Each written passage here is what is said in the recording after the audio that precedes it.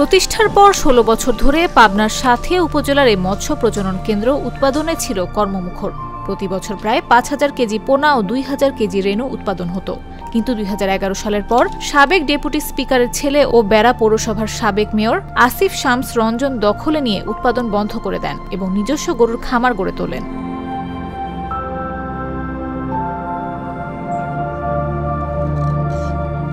গত বছরের ৫ আগস্ট কেন্দ্রটি সরকারি নিয়ন্ত্রণে ফিরে আসে, কিন্তু দীর্ঘ অবহেলা এবং রক্ষণাবেক্ষণের অভাবে সম্পদ লুট হয়ে গেছে।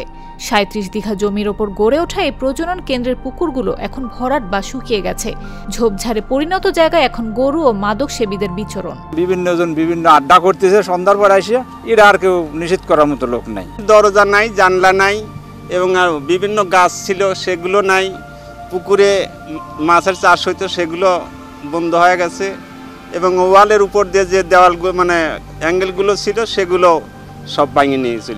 ১৯৯০ সালে পাবনা সেচ ও পল্লী উন্নয়ন প্রকল্পের আওতায় ১০টি পুকুর খনন ও আধুনিক হ্যাচারি ও পাম্প সহ এই কেন্দ্রটি স্থাপিত হয়েছিল, কিন্তু ২০০৫ সালে মেয়াদ বৃদ্ধি না হওয়ায় কার্যক্রম বন্ধ হয়ে যায়। ২০০৬ সালে স্থানীয় সমবায় সংস্থা ৫ বছরের জন্য এটি ইজারা নিলেও ২০১১ সালে মেয়াদ শেষ হওয়ার পর আর নবায়ন হয়নি। মাছের পণ্য উৎপাদন করে বাংলাদেশে বিভিন্ন জায়গায় পাচার করা হতো বা দেওয়া হতো, সেখান থেকে মাছ আরও বৃদ্ধি পেত।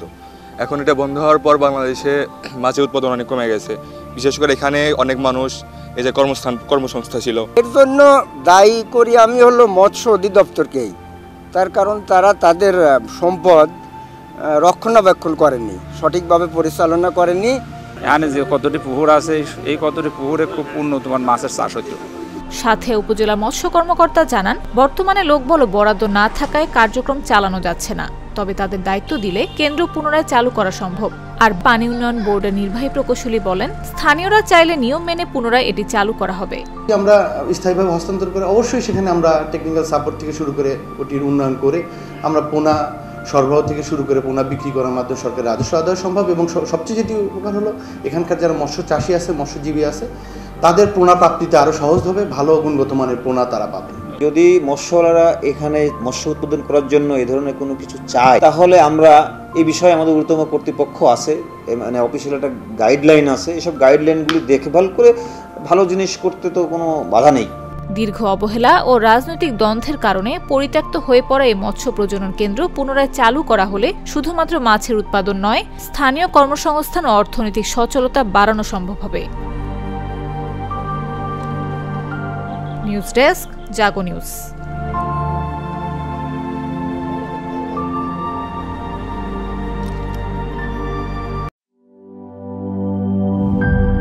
নাটা ডেইলি আর পানীয়র এক অসম কম্বিনেশন ড্রিঙ্কো।